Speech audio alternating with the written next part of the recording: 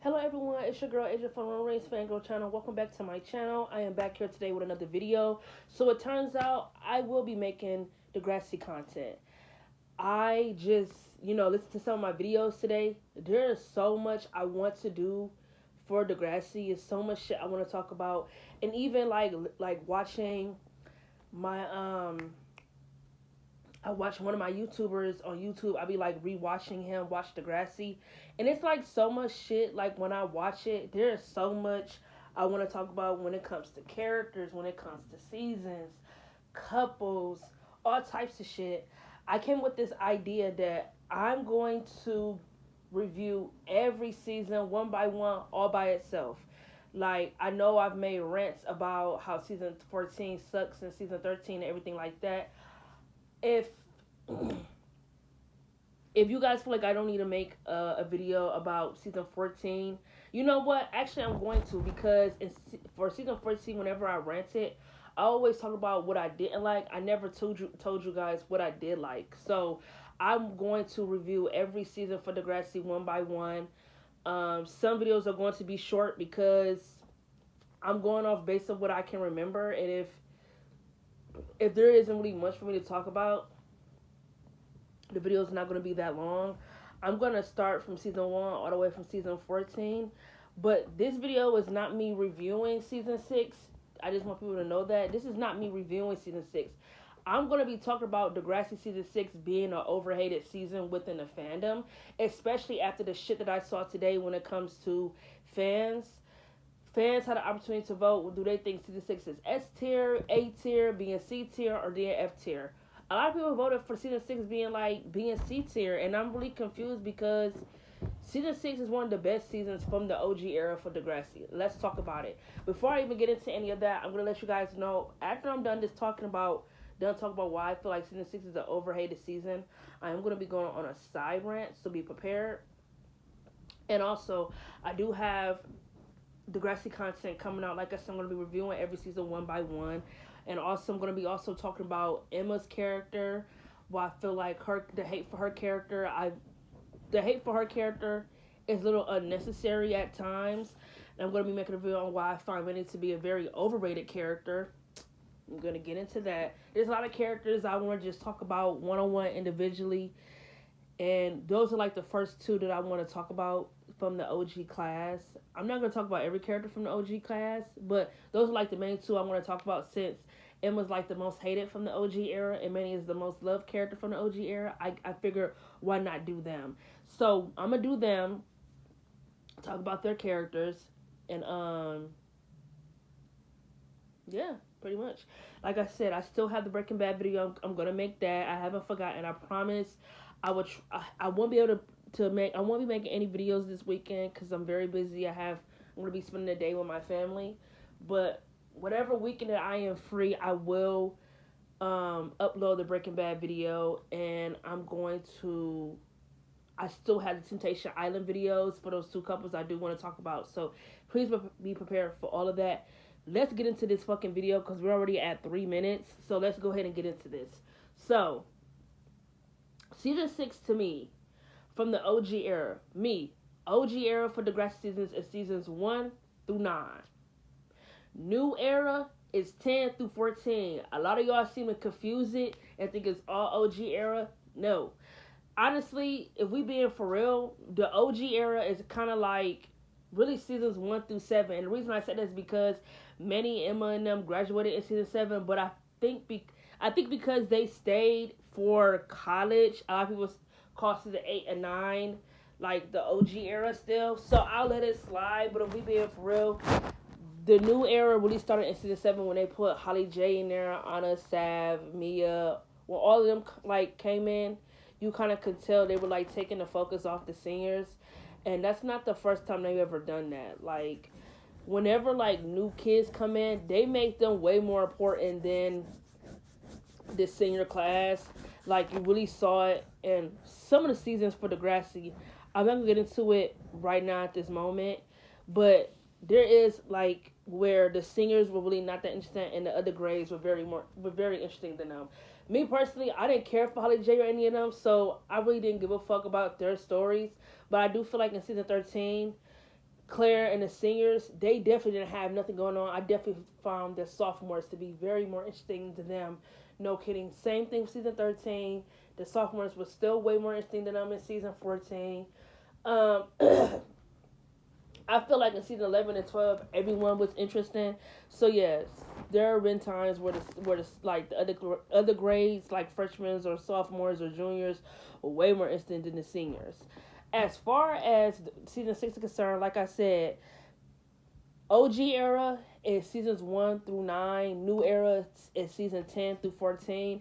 In my opinion, and I said this in the comments when the fans voted for where they would put season 6, I said season 6 is the last good season from the OG era, and I'm gonna clock it. We could talk about it. We could disagree or not agree, but the reason why I find it to be the last good season is because after season 6, season 7 was like a whole new era for Degrassi. Season 7 was a whole new era. You could really tell they were changing things around. After really for after season 6, Degrassi to me, you can tell that it was like making a change, cuz season 7 is like probably one of the most boring seasons to ever watch. Other than the Darcy shit, what would you ever like really sit down and watch that season for? Like I said, the singers did nothing. I didn't care for Holly J or Aya or any of the new kids. So it's just like I didn't give a fuck. And then season 8 and 9 don't even get me started. Season 8 and 9 are like boring as fuck. They're both boring as shit. The only time I would ever go back and watch season 8 and 9 is just specifically for the Allie and Johnny plot, because I thought that was interesting, even though it was disgusting. It was like the most drama you got in those seasons. Other than that, everything was everywhere. They was doing stupid shit, so it was just like it wasn't worth watching for real. Like after season 6, they were struggling when it came to characters, when it came to storylines, when it came to side plots. They didn't have any good characters anymore to really like give them strong storylines to. Like I said, yeah, they still had Emma and Manny and Toby and Liberty there, but they didn't do anything. Emma and Manny was getting passed around. Emma, Manny, and Liberty were all getting passed around from the same nigga in season 7. Like, that's the best you could do for their class. That's crazy. So, like I said, season 6 is the last good season from the OG era because it had good character development, great storylines. It didn't have bad side plots. Were there some boring episodes? Yes, but I feel like all around, season 6 was a badass season. I love season 6. Season 6 has some really good episodes.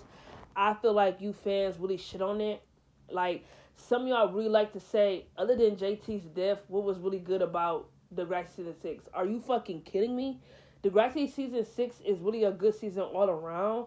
The only thing I can really say I did not give a fuck about was the college side plots with Ellie, Marco. Yeah, I didn't care about any of that. When they showed Paige in college, like by herself, like her having anxiety and how she was flunking out of college, I absolutely enjoyed that storyline. I think that is such an underrated storyline. Those episodes with her flunking out of college, having anxiety, not being able to finish tests, are some of the greatest episodes ever. The only thing I can say in season 6 that I feel like I'm a little meh about now when I will go back and watch it is the whole Paige and Alex shit. Paige and Alex, since season 5, have been talking about what they're going to do for their relationship. At some point, I kind of get tired of the whole will they, won't they. Either you're going to put these two together or you're not. At this point, why the fuck is we still talking about what the fuck we're going to do with Paige and Alex? I understand Degrassi likes to, go the long way. They like to test our patience. But it's like, my patience has worn fucking thin. Either you're going to put them together or not. Why the fuck is we still talking about whether or not they're going to be something or not? And I really feel like some of y'all really blow me. And I figure since I'm talking about this season, it's best that I address this now. For those who really want to know, I do not think Paige was bisexual. I don't think Paige was into girls at all. I think since she really liked Alex, I feel like I do feel like she liked Alex. And I think Alex was obviously in love with Paige. I think because Alex was who she was, I think Paige tried to make herself that. But I don't think that's who Paige really was. Because to me, I feel like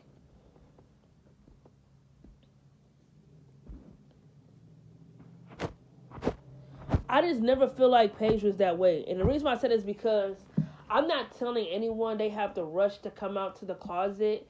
But every time Alex will ever ask Paige, when are me and you gonna like become official? And if that is, when do you feel like will be a good time to tell your parents? Paige gave her nothing but excuses, because for her to sit there and say her parents already have a gay child and they got these conditions and expectations of her to have grandchildren, girl, what world are you living in? You can have that entire life and be gay and be with your and be with her. You feel me? At the end of the day, Paige was making excuses because she didn't want that life for Paige. She didn't want to be a lesbian and have the life of being married to a woman and having to raise a child in a home that is with two homosexual parents. I don't think Paige was a lesbian. I don't think she was bisexual. I don't think she was any of that. I think she tried to make herself that because since she did love and care for Alex, she figured she should have been that way. And I feel like on some degree when I would watch it, I think Alex knew she didn't rock that way, but Alex really, really wanted to be with her. So that's why Alex never tried to be with nobody else. Because if I was Alex, I would never be begging nobody to be in a relationship with me. And you know what? I can't even call it begging because I hate when people say that. I don't think it's begging when you're in love with someone. You feel me? I think it's just like love. It's like fighting. Like I never really felt like Paige ever tried to fight for the relationship, and it's simply because she was not bisexual. She was not a lesbian. She was nothing that has anything to do with any inch of gayness. Paige was not any of that. Like I said, whenever Alex would bring up something, all Alex ever got was a bunch of fucking excuses. That's all Paige ever gave her. Just a bunch of excuses. And I feel like Alex could have went out and found someone who is really ready to give her 100% and nothing less. And I feel like Paige all she ever did was give her excuses. Like, I don't know. I just feel like when I watched season 6, the whole, oh, what are Paige and Alex doing? When that's still like a conversation that they were having in season 6, I was kind of over because I was always on Alex's side. Paige, you don't get just to walk in here and act like me and you are a couple. You want to be all lovey-dovey, all touchy-touchy. You want to kiss me. And then when I ask what are we doing as a couple-wise, or I say we're a couple, you get freaked out. I'm like, oh, we're not a couple. We just having fun.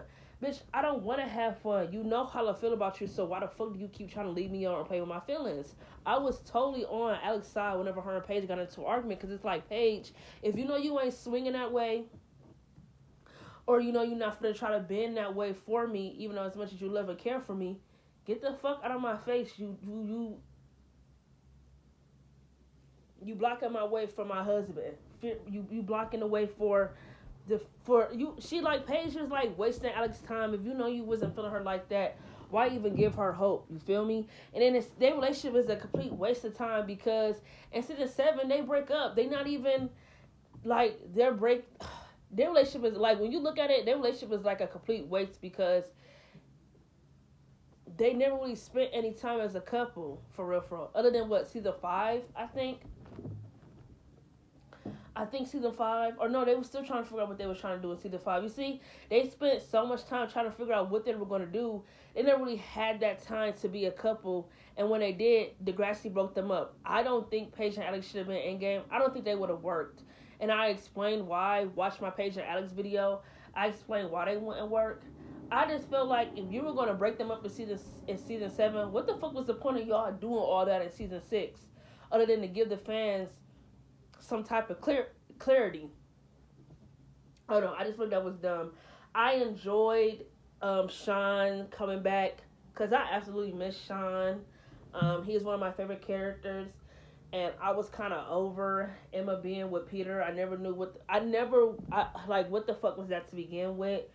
Emma and Sean being back together, that's T. He's with who he should fucking be with. The only thing I say that just rubbed me the wrong way is that when they put them together as a relationship, they didn't get any screen time for real as a couple. That always blew me, because it's like, what? Since when we start doing that? I'm not saying this is the Emma and Sean show, but it's like, you know, you got your best couple from the OG era not getting any screen time in season 6. What the fuck is that about? You got the Mia and Liberty and JT storyline that's given, It's giving everything it needs to give. Like season 6 is a really good season. They had some. Craig comes back. Him and Ellie confessing her love to him. He confessing his love to Ellie. Craig is doing cocaine this season. Him and Manny do drugs together this season. Like this season has. I'm gonna fuck with nobody say. This season has some of the best episodes ever to be written in the show. For real, for real. I don't know why season 6 get the hate that it gets. Um, because honestly, you know what? I'm not gonna say nothing now because I was just gonna say I would take season 6 over season 5 any day. And you know what? I'm kind of standing on that. I think I will take season 6 over season 5 any day. But my thing is, let me, because I still have time to rewatch whatever season I need to rewatch before I make the season reviews one by one. But when I think I review season 5, I think I'm really gonna say it's a whole lot of filler in that season. Because honestly, when I look back on it, season 5 was really good in the beginning, and I think when they started doing the whole production movie shit, it got a little slow. I think I'm gonna take season 6 over season 5.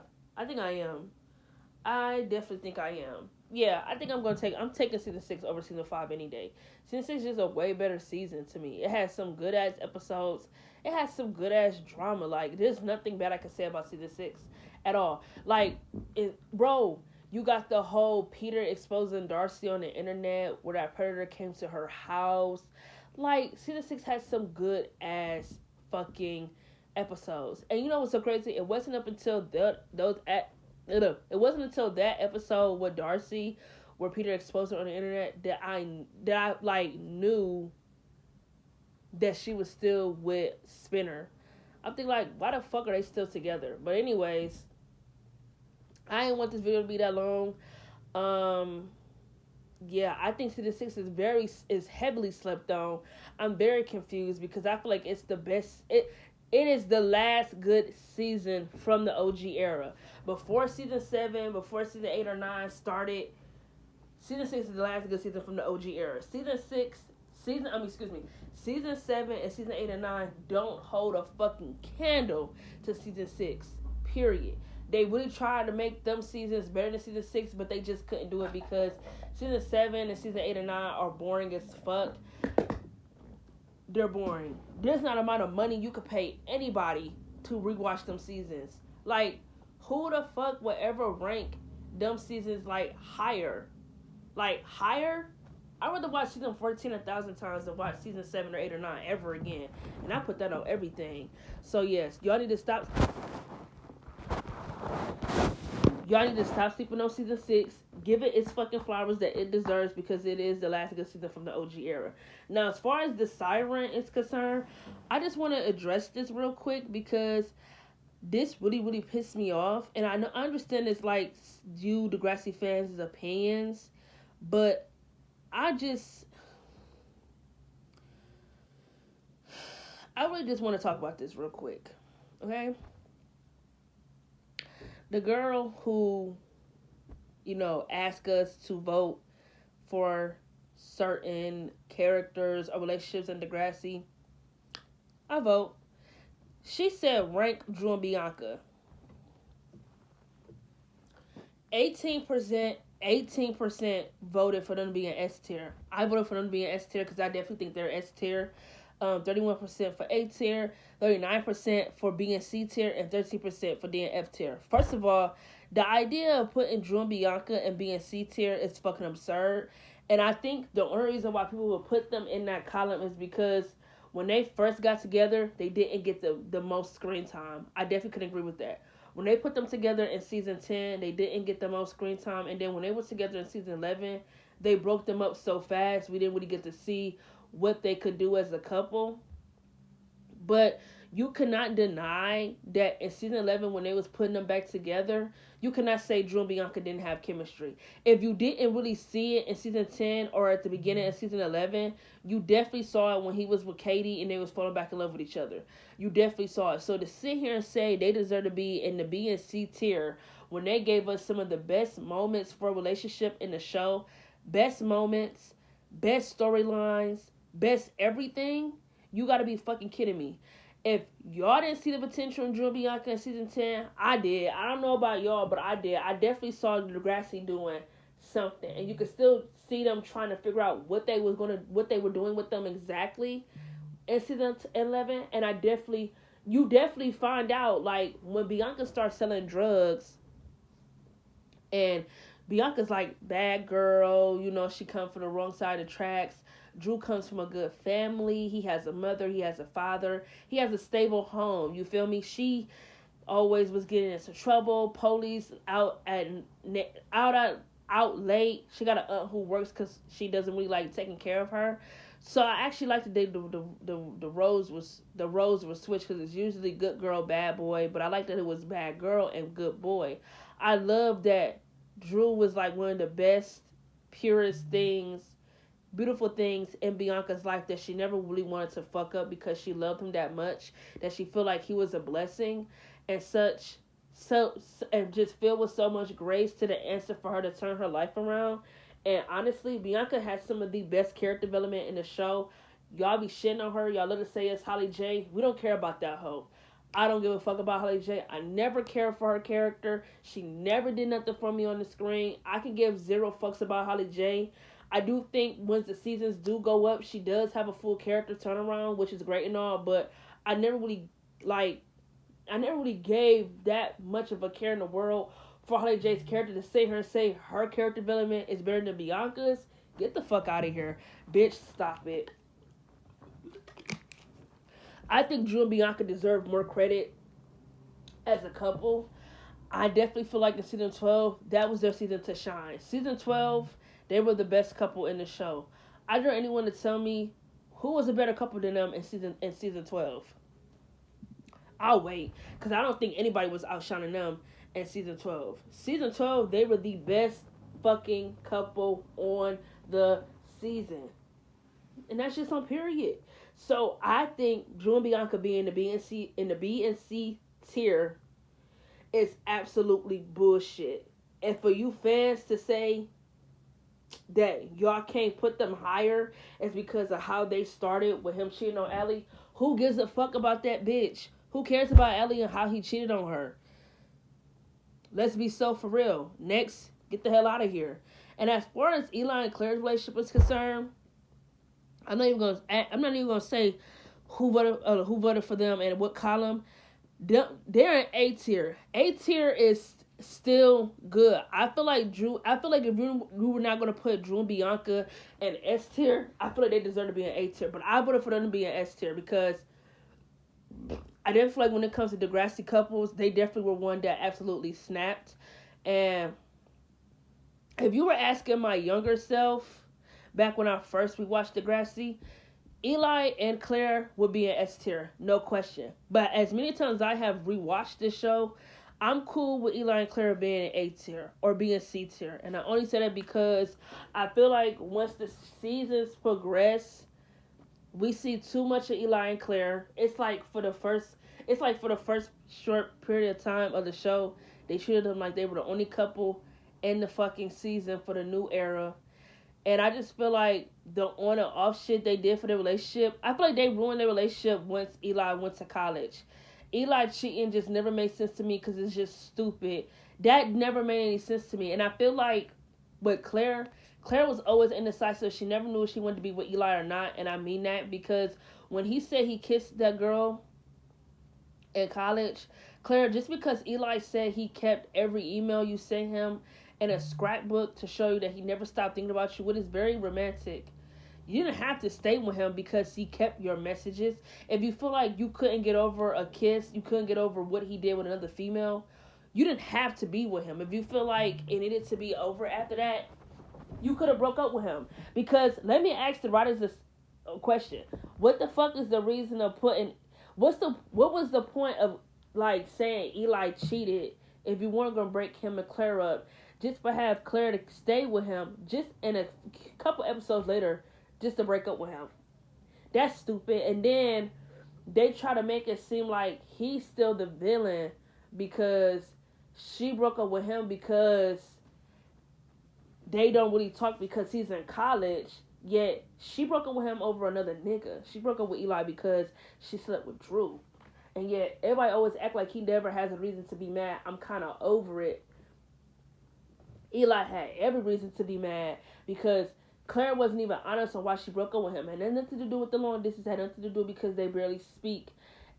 She broke up with Eli because she didn't want to feel guilty if she would have fucked Drew while she was with Eli. We really gonna clock that team. We gonna clock that shit.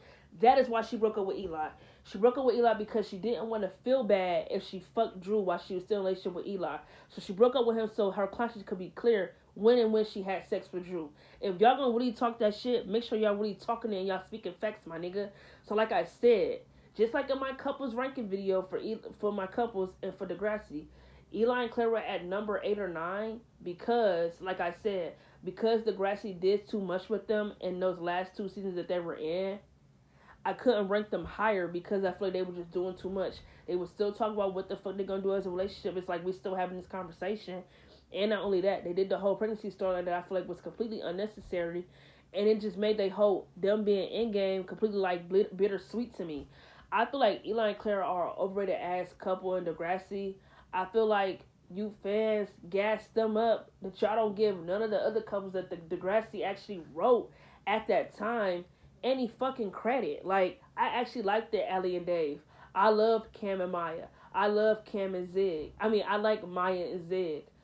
All those couples I actually like. I even liked it Maya and Miles. Like, I liked it them. Like, these are all couples who had good writing and everything, and yet these couples get slept on because people only want you to pretend like only Eli and Claire exist when it comes to couples in Degrassi.